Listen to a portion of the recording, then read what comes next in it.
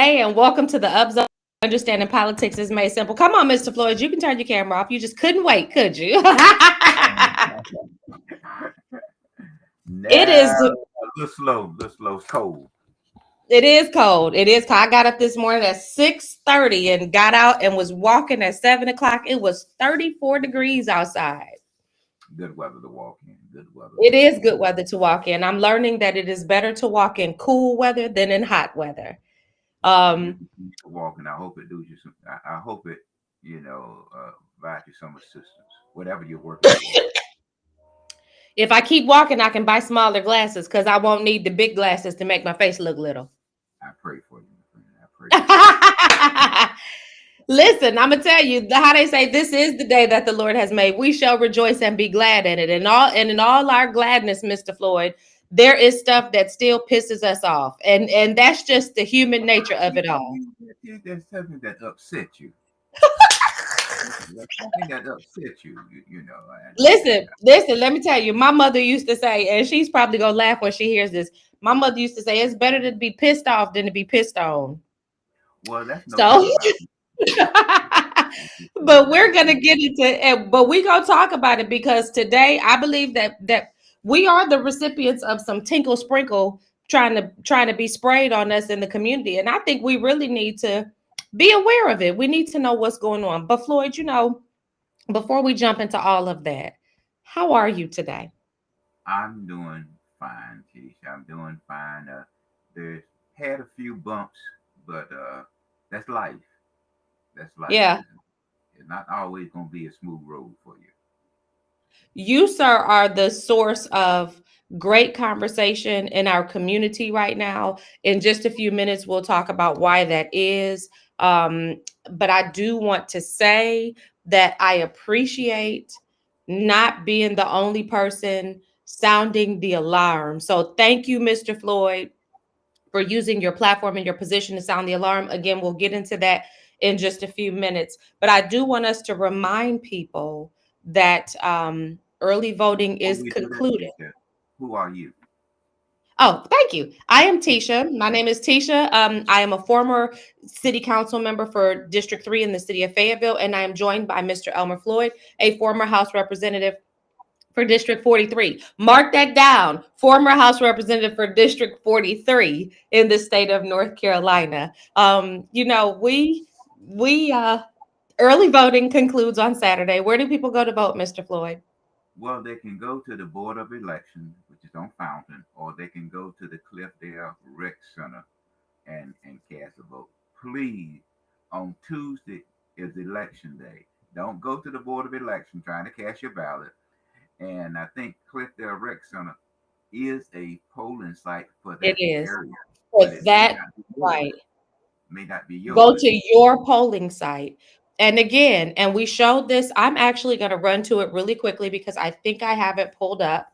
Bear with me for just a second because we want our audience to understand how to find their polling site. If you will go and look at, here we go.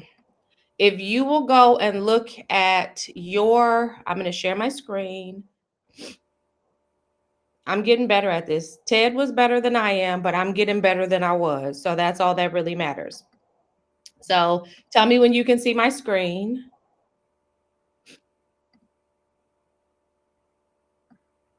Okay. Okay, so if you pull up your voter registration information, and this is the website that you go to, https colon / vt dot ncsbe.gov /reglkup / it will take you right to the page where you can type in your name, and it will give you, you'll put in your county, and it will tell you this information. This right here is where you will go to vote. So you can see I go to vote. You can't see it on this, but it'll tell you where you go to vote, basically. So if you go in here and you put in your information, it'll populate where you go to vote at. Right, Floyd? That is correct. So what we're trying to do is that is to encourage that number to move above the 8.4% of the voters who voted in the primary. And Absolutely. and encourage people to quit voting on how I like you, Chief. I mean, I like you, but you are not a UPS or federal. You know, you're not delivering. So why should I cast a vote for you when I still got the same bump on my street that I had 4 years ago? Right. And stop letting people lie to you because, it's easy to say one thing, but if you're really paying attention, you'll know a lie from the truth. And I'll talk about that in just a second too. But so early voting ends. But Mr. Floyd, also one other announcement. We got some good news in our community. Before we get to the good news, let me say this. Last week somebody sent me a video clip and it was of a candidate at the polls and they were having an altercation with a citizen. I'm gonna say I don't like when people only post a little piece and then want you to make an assumption based upon that little piece, because that's not fair to either party involved. But after that came out, a city councilman made a post, and the post said, which was interesting to me, it basically said, I would not consider selling PWC because it's a cash cow. I said, that is true. That's very accurate. But then I said, why would this candidate, who's also a city councilman, who is also the mayor pro tem, why would they feel the need to tell us that? Right. And I went down in the comments and I saw that somebody had made the comment. They said, I thought that wasn't a conversation anymore, which was what I thought to myself. I thought that wasn't a conversation anymore. But clearly, if the mayor pro tem, who's also a candidate for an upcoming election, feels the need to say to the public, I will not entertain selling PWC, that means it's still a conversation, right, Mr. Floyd? It's an unattained. It's the what we refer to is a backroom still discussion that may come up at certain point in time, but it goes back to the point with the report that PWC got, and I commend the cash cow. I can't Yes, see how you want to sell a cash cow or even think about selling a cash cow that is generating and have a excellent finance report. So why should I give excellent. away my cash cow? I wouldn't even, so I can understand why the person looks at that now and said that he would not consider. I mean, why would I sell my bank if I'm making a money, if I'm making a profit? Remember the fairy tale about the goose that laid the golden egg? Yeah, Why would you get rid of the goose? you know. Why would you do So when that? I read that report, in a local paper, I said, my, it dawned back on my little narrow thinking is that this is a hometown organization grown and that is making money, based upon its vision and its ability to track its finances. That's right. So, but I just wanted to, to commend PwC on their auditor report, and I just want to give them. Absolutely. And so, to all of the people who are on the board at PwC, to the chairperson of PwC, and to all of the fine men and women who work to keep our utility running, our hat is off. We commend you. I read Oh, something today that, go ahead. if I may, I spoke to one member of the PwC board, and I asked why can they not open the lobby again? Because everybody is not tech savvy. And so, it's a homegrown organization. It's a homegrown utility. So why not let the people have access Let us to that? back in. Yeah. And so, I mean, I know about the virus, but it's just just open it back up, showing that people can utilize that fine parking lot that you have there. So I spoke with a person about that, and don't know that if they would look at it or consider it, but I'm sure they would, whatever. But I think that it should to allow people who are not tech savvy that have to go there and use their kiosk in order to pay their utility bill. Absolutely. Let's talk about the converse of what happens when you have a well run utility versus when you have some issues in your utility. So, There's been some reports that Duke Power, that if you are a contractor with Duke Power, you were beginning, they started notifications starting on yesterday to their contractors that Duke will no longer pay per diem to their contractors, which in essence, in one area, had 60% of the contractors for Duke Power leave. Now, Mr. Floyd, why is per diem important to somebody who would be a contractor for a utility company? It depends on your travel. I mean, now Exactly.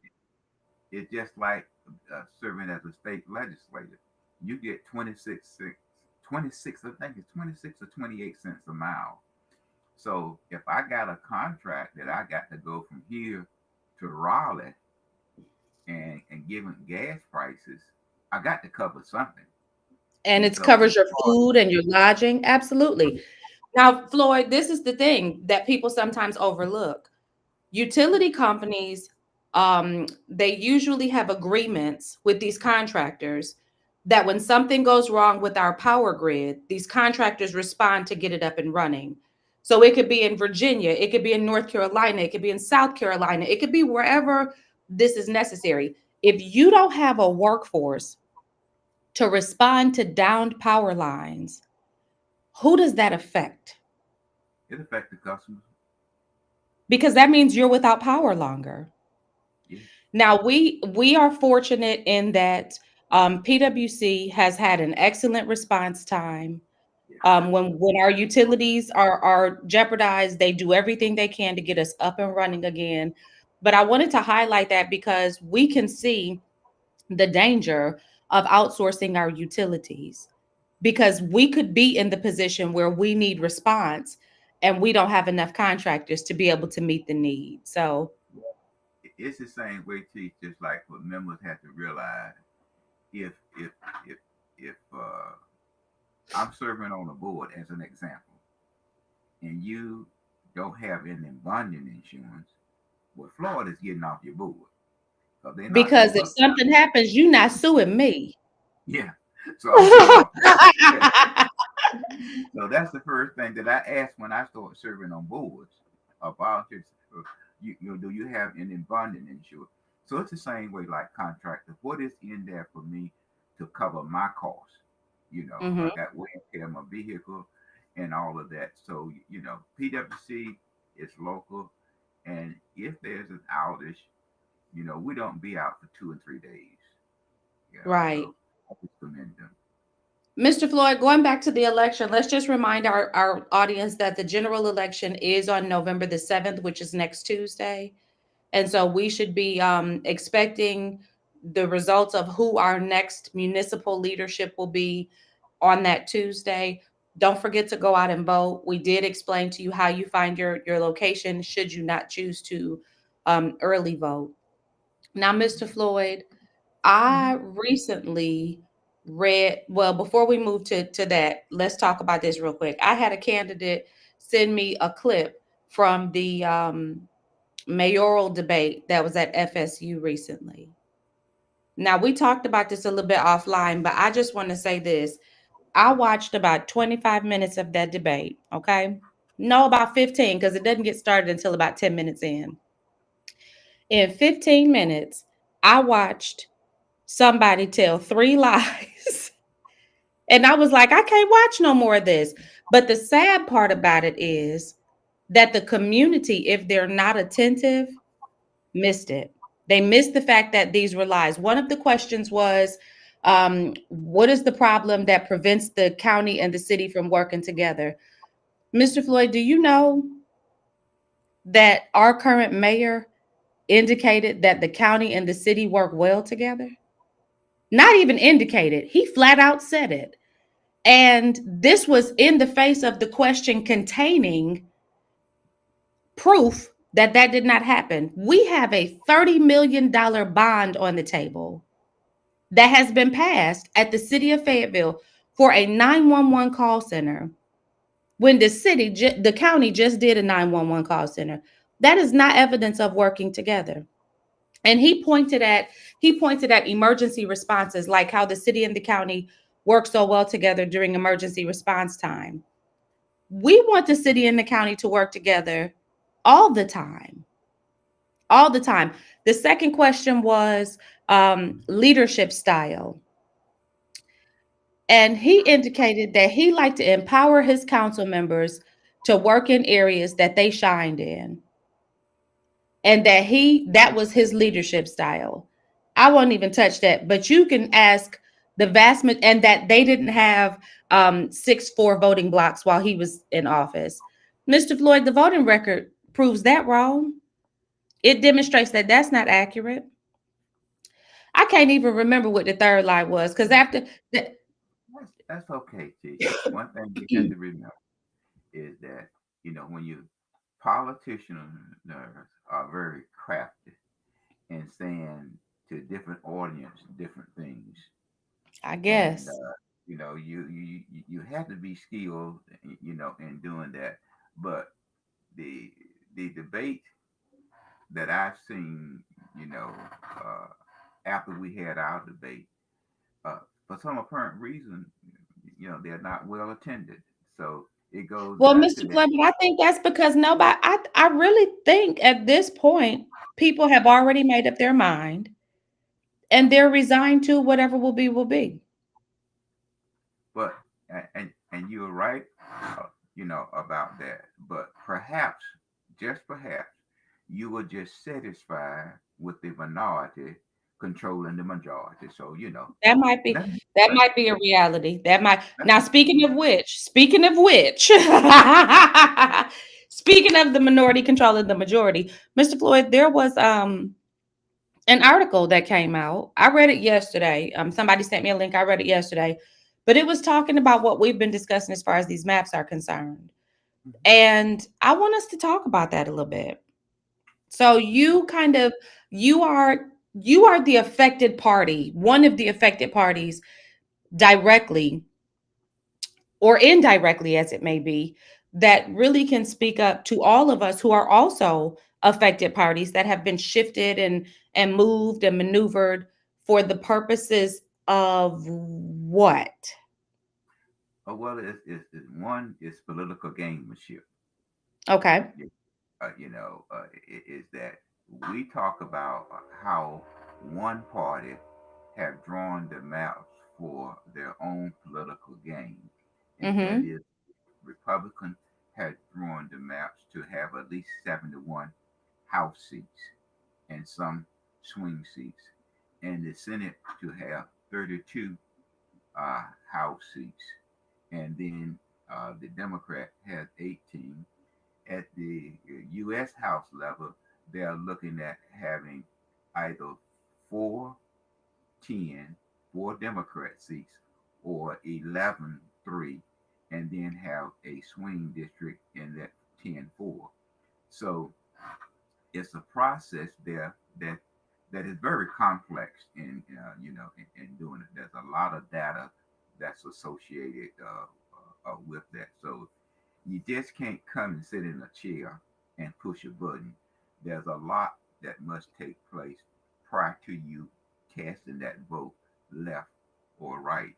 So politicians have a way of carefully designing ways to move challengers out of a particular district and indicate that they have nothing in which to do with it. That's that's how politicians do that. But you can't withdraw. You can't redraw a district without having some communication with those individuals who are affected by that district. Because it's their district and you're going to, as a professional courtesy, you're going to have that conversation with them. Now, here's what you may not do. And I think this is so funny because Floyd, when I went back and watched the podcast from last week, I said, now I was an elected official. And I even talked to a former elected official after the podcast. And we were going through these documents together and really like breaking it down and going, okay, we're learning, right? So, and I always say this about our podcast. Our podcast exists to make understanding politics simple. And so the objective last week was to walk people through how you can see where these shifts are occurring and how you can understand where you are, where you're going, and how you got there. So as we're looking at this, I'm thinking to myself, well, dang, if I didn't understand this as somebody who has a political background, how difficult must this be for somebody who has no political background whatsoever to be able to follow? But then, Mr. Floyd, I thought about something. I thought about when we redistricted at the city. It doesn't matter how well you understand all of those documents. It's good if you do, because then you can really know where you got to take from to pull from and put. And because, like the analogy that Paul Wolverton gave, when you squeeze a balloon, you can't have a bulge on one side. The balloon has to still stay uniform. So what happens is this is how the conversation goes. I want to move this into my district, or I want to move this out of my district. Like I remember Johnny wanted to move some of the blacker areas out of his district and take on some of the whiter areas out of another district in order to really solidify District 5 as a more Republican district. They don't say that. That's not how it's said, but it is the implication. But this is how the conversation goes. Councilperson XYZ, I would like to take this neighborhood from your district, and I'd be willing to give up this neighborhood out of my district. Why? Because you got to keep the numbers balanced, right? So then Councilperson X has to go. They should be conscious and understand what taking this neighborhood does to their district. Because if it changes the composition of the voter structure in your district, you need to be knowledgeable about that so that you can either defend your district or you can make a decision that bolsters the political power of the party you trying to help in that district, right? Which means you got to pay attention, you got to read, and you got to know. Floyd, that article said that the people whose these changes affected, our legislators, were unaware. Well, Teach, let me say this now. Each party has a individual within their organization that provide assistance that has more skill as it Mm-hmm. relates to drawing maps. Okay. Right. Now, in this process, this was a the bill was introduced on that Wednesday, okay, of that week. That Saturday, while we was at the Fayetteville State homecoming game, phone calls was made, and the person said that in response to that person that called them, that they had no objection against moving precinct 5 into Representative Lucas' district. Now, having said that, that means that Zach Hawkins, which is the person that provide assistance, must look at this information that is provided. So, when to move District 5, when you look at what we talked about last week, when you move District 5, the magic number is 86,965. Representative Voters. voters. Representative Mm-hmm. Lucas at that time had just about 4,000 less than that 86,000. So really, in order to do District 9, the only thing that Representative Lucas needed was to find 50, I think, 578 voters. So in order to do that, you have to go to the left if you look at the map. You're not going to go to the right because that's in District 43. Which is currently represented by Diane Wheatley, and understanding that means that you would be diluting her voter base if you pull from there. You're not going to pull from there because they're going to maintain that as a Republican leaning district. So you have to go to your left. Okay. So by going there to your left, there's time. You have to get the voter, the VD, the VTD. Then you have to get the These are verbal. all the documents. These are all the documents that we showed last week. Yes, you Because you have to need get to all. know the numbers. It's all numerical. You need to know the numbers. Yes, So you here's have the to get thing, all. Floyd. This is what I want to say, because I think that there was a lot of There was a lot of gray area in the article, and Paul Mhm. Wolverton doesn't like I'm going to just say this. I'm a fan of Paul Wolverton's work ever since the whole the Reed, was it Reed or Lallier, whichever one of them, whichever Right. one had the whole issue with like the pedophilia stuff going on. And I think our community forgets stuff too quickly. Let me just go back. I just want to say that we forget stuff too quickly. Go back and refresh yourself, community, about the journalism that Paul Wolverton did when he was exposing Mike Lallier, and the issue that had happened in South Carolina with that little underage boy.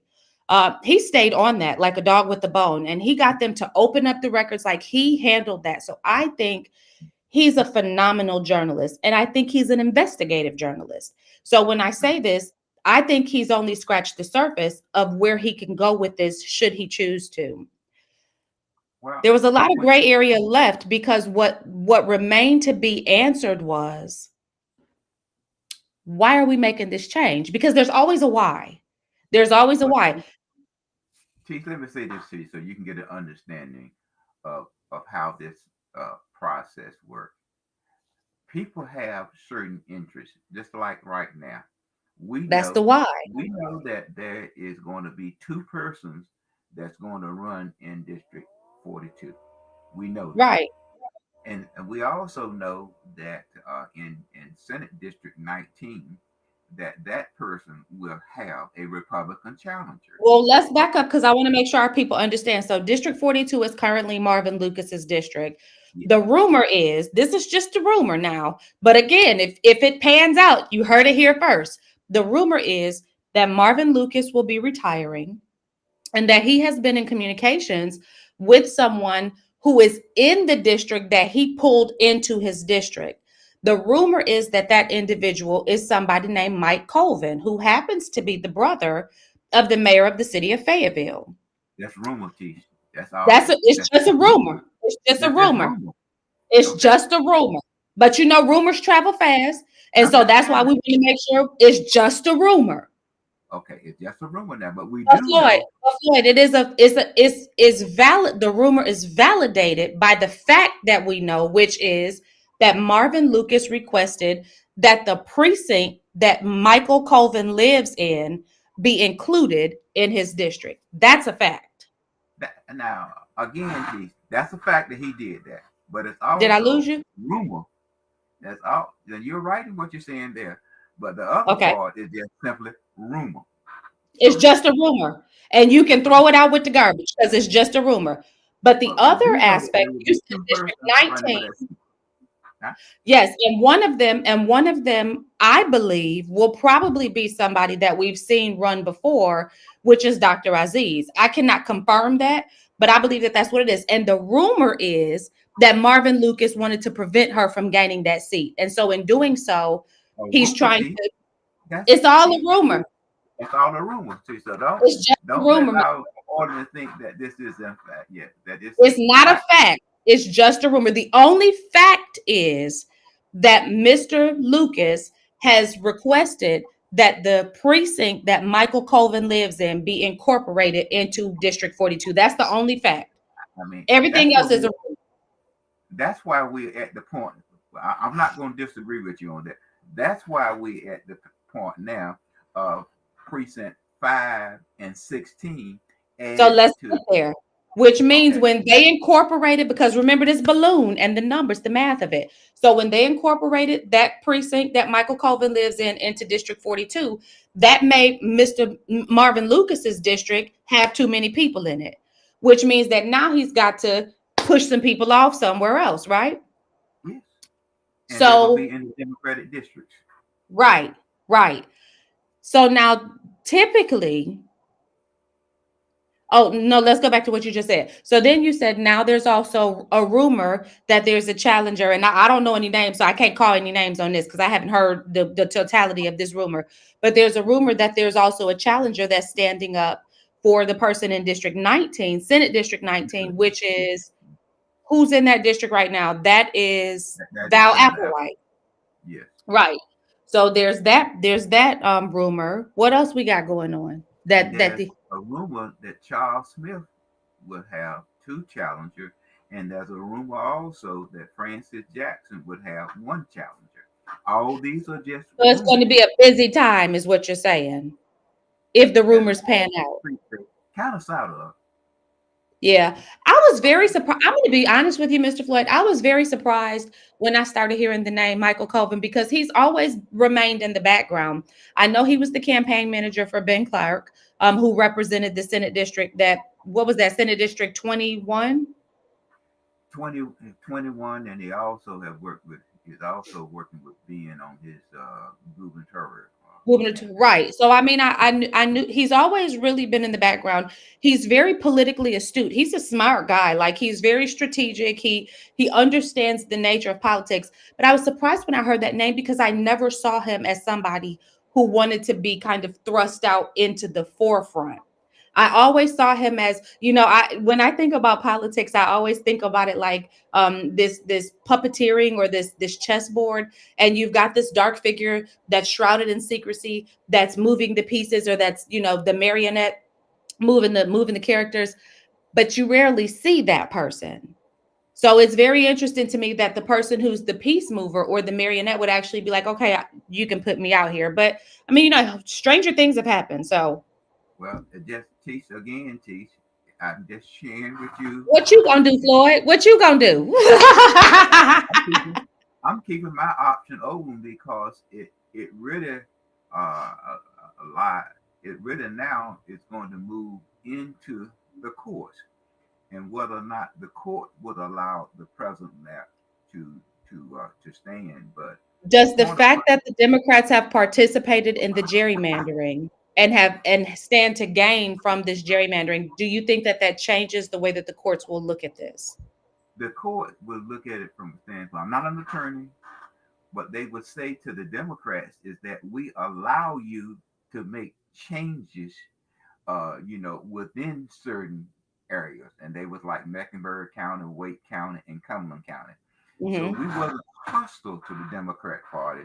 We allowed them to make With these you. changes, but Yeah. leadership in the Democrat Party really preferred not to make any changes because it would make their court stronger.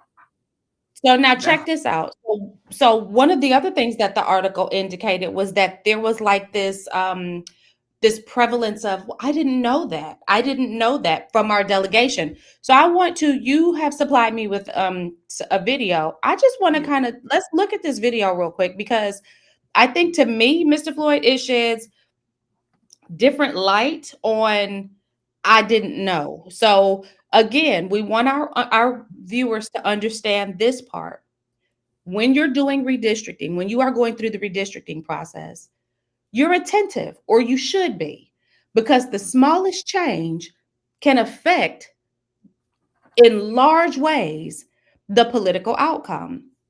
So let me see if I can find it. I think this is it. You tell me when you can see my screen. Now, this is Zach Hawkins, who you've been referencing, and he is, talk us through what he's getting ready to do. Zach Hawker is going to recommend to the redistricting committee these changes. Okay, I'm going to go ahead and press play. You tell me make sure you let me know if you can't hear. Hearing none, we will proceed. Representative Hawkins, you're recognized. Thank you, Mr. Chairman. This change in the Cumberland grouping is a six precinct change. There are no changes in splitting VTDs, no partisan leaning changes, and is within the population deviation, and all members of that delegation have been consulted about these changes. You want me to play that again? No, yeah, I mean, no, what, I did, just what, did he, what did you hear him say? all members just play You it want to one more keep time. playing it? Just play it one Okay, more time. let me play it one more time. Let me go out, because see, if I don't go out and come back in, I'm gonna get it wrong. Hold on just a second. Let's go back and let's play it again. Okay. Hold on just a second, Mr. Floyd. Okay. Tell me when you can see my screen. We like for people to speak for themselves. Okay. Can you see my screen? It's coming up now. It's loading up now. Okay, it doesn't show the picture, but we can hear his voice. Okay, here we go. Ask if anyone joining the committee via WebEx, if they are not seeing the documents, please speak up now. Hearing none, we will proceed. Representative Hawkins, you're recognized. Thank you, Mr. Chairman. This change in the Cumberland grouping is a six precinct change. There are no changes in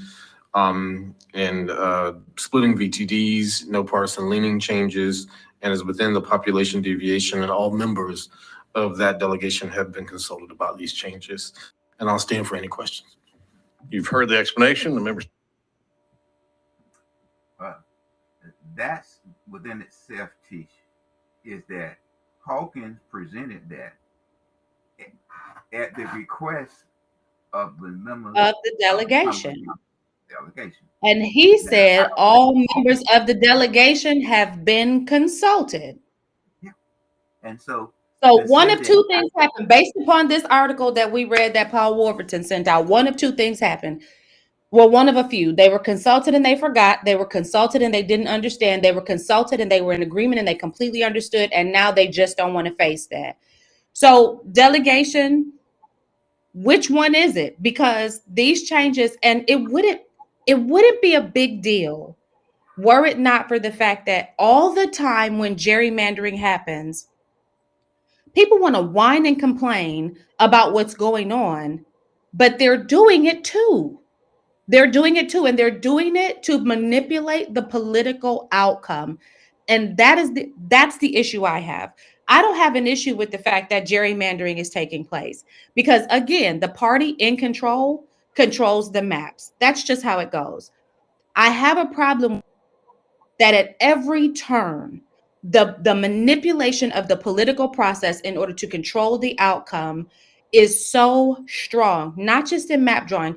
We see it when people are presenting issues on the floor, and they're presenting issues in the chambers, and they're trying to get things done. There's a manipulation taking place. We see it with our utility. We see it with it's just stop manipulating. Let the political process be what the will of the people says they want it to be. Stop manipulating and then trying to sell us the lie that we have some authority in this process. We are not consulted in this process. They're doing what they want to do. Well, Tish, when you look at this, when you look at the process, they did not have to reach out and get five. Five considered at the Cumberland County Board of Election is precinct 519, which two precincts was merged together. 5 now is in Representative Lucas' district, but 19 is over in remain in Charles Smith district, which means that when they go to the VFW, they are going to get two ballots. Now, the second ballot, according to the last tabulation that I saw with precinct 19, it had less than 1,000 registered voters. So you're gonna have to print 1,000 ballots, showing that precinct 19 can have whoever candidate would be on that ballot, and precinct 5 would then have to be printed in order to have that candidate on that ballot, and that's confused the voters, which was told that they was in precinct 5, 19. So. But the truth is, Mr. Floyd, most of us voters have no idea about precincts. Most voters don't even know what district they're in. Most voters just go to the ballot. They vote based upon, their conjecture or how they're feeling that day, and then they go home. The reality of this is, and this is what, and again, I'm gonna use the term I used earlier, and I love that you said no, but I'm gonna say it again, so cover your ears. But this is what pisses me off, is that it's all a game. And the people who know how to play the game are the ones who are winning ultimately, because they understand how to manipulate it to make us think that it's not a game. It's not as bad. It's not as bad as it has been. As an example, now, if I may, there was one point in time that the Democrats would flood the African American churches at one point in time. Okay. Now the African American preachers have gotten aware of the games that they play. Now they're not open their doors and their pulpits to allow them to come in and engage their conversation with their membership. That's one. But in the South, Mr. Floyd, the black fraternity and sorority are the Well, that's equivalent of another. the church. I know, but teach. So since the black minister has now sort of stopped that, you look at another avenue. So what they do, they go and they use then the black male. Now they have used the black male. Now teach they're using what now? The black female. Now what they're doing, they're using the black female sororities in all because many of them have national organizations is to influence by utilizing one of those candidates. That means that that sorority will get behind that candidate with all the gusto that they have. But a white candidate, Tish, cannot win unless he carries 90 plus percent of the minority vote. And they realize that. It's But the it's same all thing. but Mr. Floyd, it takes me. It was the same thing with Sherry Beasley. What did they say? The African American voter turnout was what had an effect on Sherry Beasley. But why did they turn out? Okay, why did they turn out? That's the first thing that they said with Sherry And lost. she's in a sorority though. She's in a sorority. Because I remember I think she is because I thought she had on her sorority pin. Yeah, but they said that they always say the African American. They'll never say about their turnout. Now it's not about their turnout. It's always we depend on the African American voter turnout in order to To be decide an successful. election. Well, So and so Mr. they Floyd, this a hill I'm willing to die on. It's just a game. And that's why when I walked away from politics and I said, I don't believe in this anymore. And people were looking at me, well, you got to stay in it because if you're not in it, you can't affect the change. No, because it's the people who aren't in it who are the most effective because it's just a game. It's but just a see game. why do why do you think that my party? I'm a Democrat. I say this to you all the time. I am a Democrat. Why do you think they don't want a African American male to think for himself? They want to think for me. And I say to them that, I'm not your yes man. I can think for myself. You didn't send me to Raleigh. The Right. voters sent me to Raleigh. So my vote is based upon my constituents. When I look at an issue in Raleigh, I look at an issue based on my constituents, my conscience, and then my caucus. Because my caucus, I hope to God they didn't vote for me, you know, because they're from different, districts. So this is what I'm saying is that a white candidate cannot win, second time I'm saying it today, unless he has 90 plus percent of the majority vote. Now, why did I say that? When you look at the data, the unaffiliated voters are top. Come the Democrat voters and then the Republican. But when you look at statewide election, we have two U.S. senators that are Republican, six of the council states that are Republican. We lost all judgeship for the Supreme Court and also the appellate court. So that means a lot of Democrats that are white are card carrying Democrats. But in But check November, but check this out, Floyd. Let me ask you this. Do you play or have you ever played spades or dominoes? I play spades, yes. Okay. Dominoes a little bit. Okay. So spades and dominoes, the unique thing about both of those games and most card games, or like, even dice games is you need to be able to count and you Mm-hmm. need to be able to anticipate what move your opponent and your partner are going to make. I'm gonna use spades as an example. If you've seen a majority of the face card spades hit the table, then they're pretty much spent. And so now you can start pulling face cards that are not spades, and you have a better chance of being able to run with them. It requires you paying attention to the whole table It requires you being in unison with your partner. So if you see your partner play an ace of diamond, you're not going to cut them with a three of spade if you know there's diamonds possibly still on the table. You also need to be able to anticipate what you think your opponent is going to do so that you can play your opponent properly. It's a game. Politics is the same way. So I think they're loading both sides load their hand so that as they begin to go around the table and they putting their cards down, they have a better chance at trumping whoever they need to trump in order to take that book. well, And that is, but that's the part that most of our audience, like we have comments on our Facebook page, I mean on our or YouTube page that make me laugh because this is what they say. Have they said that? Like some of the stuff we're talking about. Well, has that person said that? If you know the game, they don't have to say it. If you know the game, you know the play.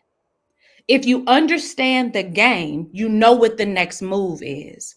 That is why we exist, is to teach our audience the game.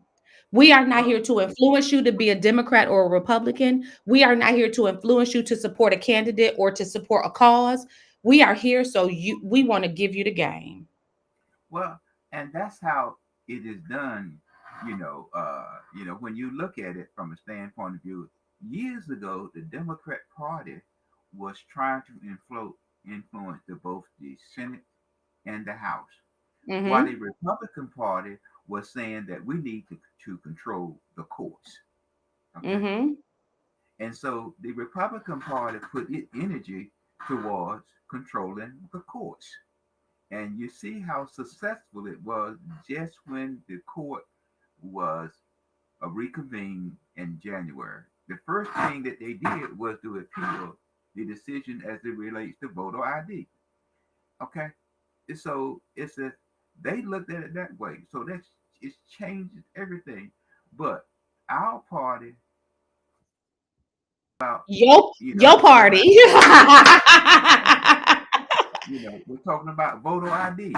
And by this it is a very I mean the effect that it had on the poor, Hispanics and all of this.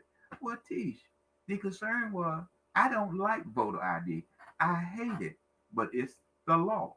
So you here are registering instead of encouraging people to get some form of ID. Now, when I check, just a simple check, I have yet to see a North Carolina driving license that didn't have a photo on it. You have 7.5 million North Carolinians that has driver license. So why spend your time wrapping around what is the law? Now I don't agree with it, but I tried to open up a bank account the other day, Chief. I didn't have that much money to put in there. Not you had that much money to put in there.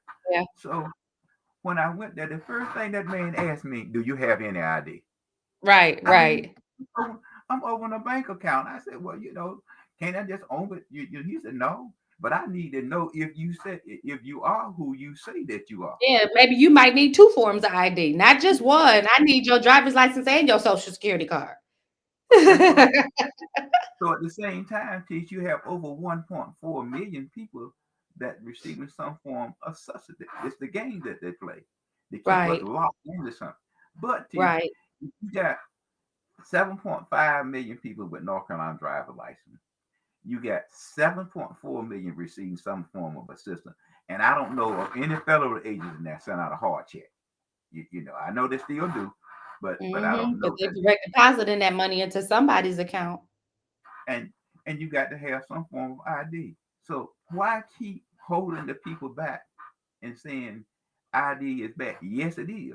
Because So it's why a don't you game. beat It's people all at a their own game. game? It's Beat them all at a their own game. game. And sometimes the game is sleight of hand. I'm going to move this stuff around and I'm going to ask you, where's the card? Pick the card. Where's the card? And you think you know, but I'm good with my hands.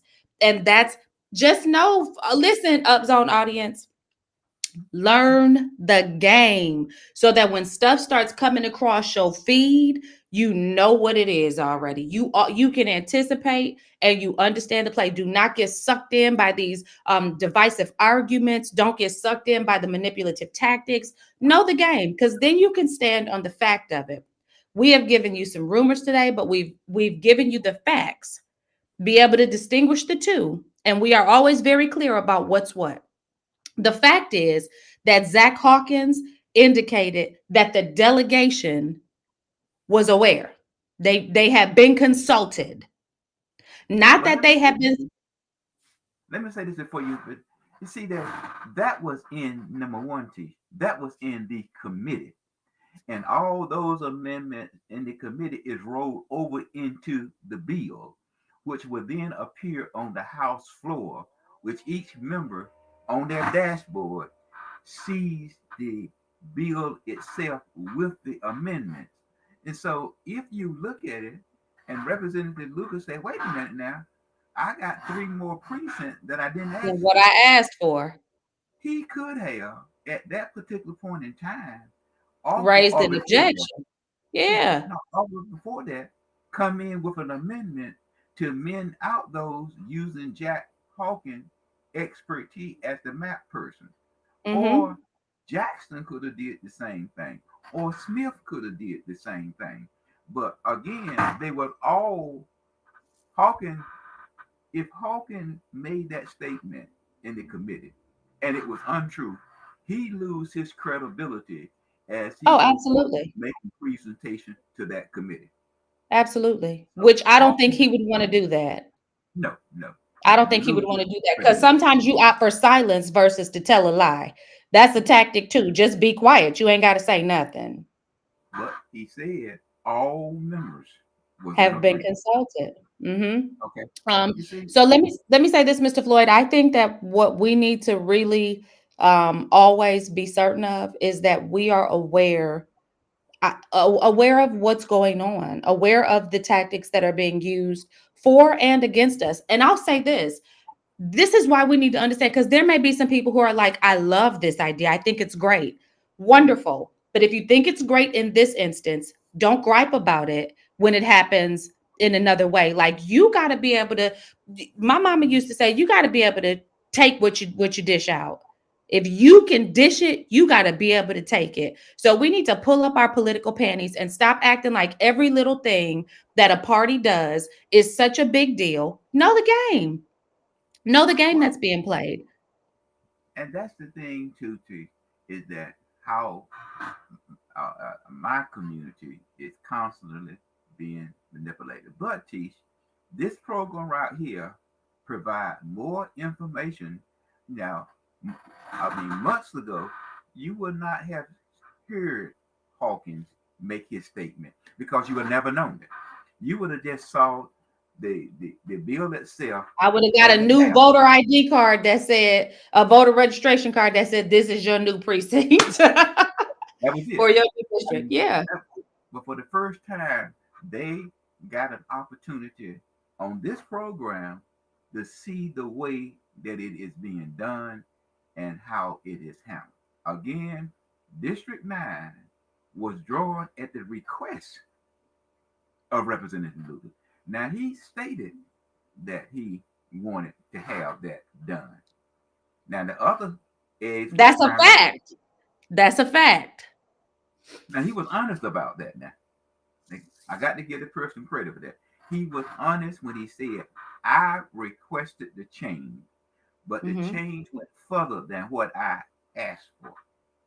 Well, Mr. So Floyd, what you want to leave our audience with today? be careful of the messenger. Be careful of what? The messenger. The Because the person message saying might it. be a little convoluted. I don't care who it is. Be careful of those Even persons. us, even us, even us, vet what we say. Don't take what I say as the gospel. Do your homework. Do your homework. Because But I'm what you did, opinionated. I'm going to tell you what I think. but teach what you did see. Do your homework. You did see District 9 being drawn. So that is in fact a fact. and that Mm-hmm. was a request that was made. So, that is factual. And so this is what I'm not whining. Geez, I'm already in the history book. I've seen how the Democrat Party worked in Raleigh and Right. also in the House and also in the governor's mansion and also at the office on Harvey Street. I've seen all this. Most Mm-hmm. people just see the Democrat Party when they go and work in the Democrat That's building. it. That's That's it. all. And Mr. Floyd, that's what I used to tell people. Y'all want to argue with me about what I know. I was in the room when the door was closed.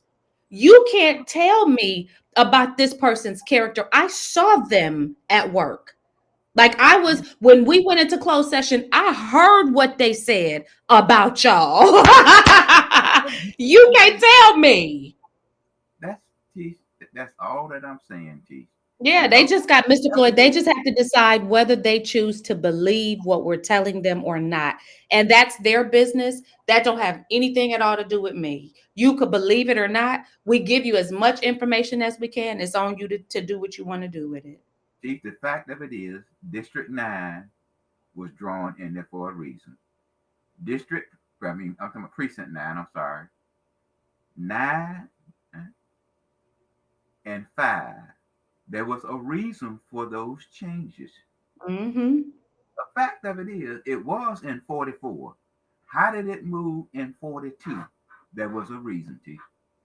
And Ray Charles can see that reason. And all I want to say is be careful with what people tell you. What we presented today is a fact that Precinct 9, Precinct 5, and Precinct 16 was moved into District 42. There was a reason for doing this. Mm-hmm. Absolutely. So my closing words are I love what you said. You said I'm not whining. And we're not whining. I mean, at this, like, listen, let me tell y'all something. It doesn't matter what district you put me in, it is not going to affect the quality of my life because I'm a believer and I belong to Jesus Christ. And because of that, you could do what you want, but you can't do nothing to me. So, like, this is not whining. We are the clarion call. We are sounding the alarm. And you can either believe that the house is on fire and get out, or you can think that we're just whining and stay in there and burn down with the house. That's your business. And you can if you want to. Mr. Floyd, I really appreciate, I'm telling you, last week was probably the most on the job training that I've had in a long time. Because when you took me through, and it took us about 20 minutes for me to finally, for the light bulb to come on. But you took me through in real time. And I believe that while you were doing that, you were taking our audience through in real time too. And we learned. So if you didn't catch last week's program, go back and check it out because you will really understand how to process this information. If you don't care about that, don't go look at it. But if you're like me and you want to get it, go back and get it. Floyd, I know you said you're not gonna say it, so I'm gonna say it. There is so much good in the worst of us and so much bad in the best of us that it behooves none of us to talk about the rest of us. And I'll see you next week, T. All right, sir. Have a Okay. wonderful day.